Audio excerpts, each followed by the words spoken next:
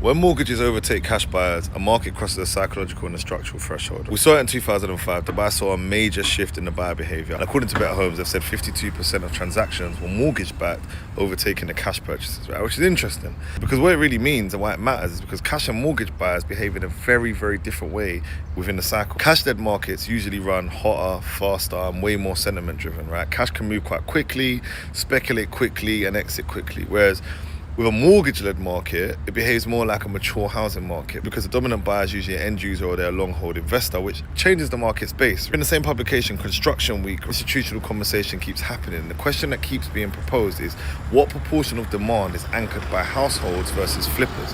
And I get it, and to be fair, it's quite interesting. If you compare globally, in markets like, I don't know, prime London, for example, yields can sit anywhere around that mid 4% range. The investor case still has that strong income component because yields are generally higher and the rental demand is structurally supported by the population flow. It's very, very important. They coincide, right?